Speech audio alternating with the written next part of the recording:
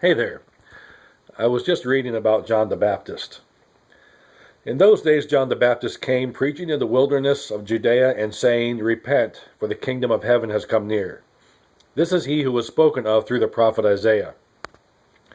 A voice of one calling in the wilderness, "Prepare the way of the Lord, make straight paths for him." John's clothes were made of camel hair, and he had a leather belt around his waist. His food was locust and wild honey. People went out to him from Jerusalem and all Judea and the whole region of the Jordan. Confessing their sins, they were baptized by him in the Jordan River.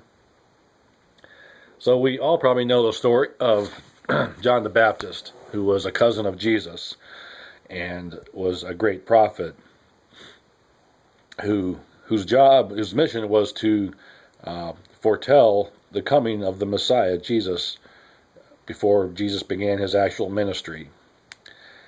So John was, it sounds like, a very different person. He wore clothes made of camel hair, which I'm guessing back in the day was not the fashionable code of fashion.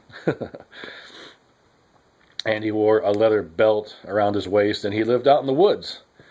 And his diet consisted of locusts, which I don't know if he deep fried them first or not, and wild honey. So John was definitely a different kind of a person, someone who we might consider like kind of a wild 60s style hippie freak, a tree hugger, maybe a vegetarian, except I don't know if you can consider locusts as vegetables. John was kind of like the honey badger, he don't give no, never mind, if you know what I'm saying. He was just himself, and he didn't care about his appearance or his lifestyle or what people thought of him. He was who he was, but it really wasn't about that. It wasn't about how he dressed or what he ate. It was about his message. John had a very important message, and that message was to prepare the way for someone who was about to change the world, and that someone was Jesus Christ himself, the Messiah. Well, some of you probably feel a little bit different, like maybe you feel kind of like an outcast because you think differently, or you dress differently, or you act differently, or maybe you have a weird diet. But who cares? That's really not the important thing. And I know that's exactly what the world looks at, but what God looks at is what's inside your heart.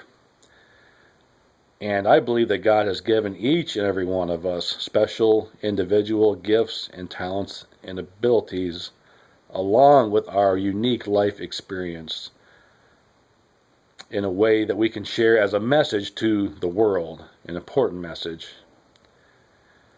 So don't be afraid of what anyone thinks. Don't be concerned about that. Be concerned about the message that God's put in your heart. In whatever way you feel free to share that message, in whatever way you feel comfortable to share that message, whether it's some kind of artistic expression or what you do for your job or career, but use those gifts and talents in a way to touch the world, because you are really the only one who can reach the world in a way that God has designed you to be.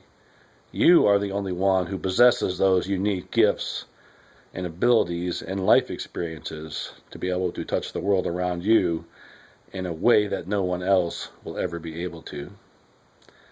So I encourage you to just let God use you as you are, because He has exciting plans in store for you.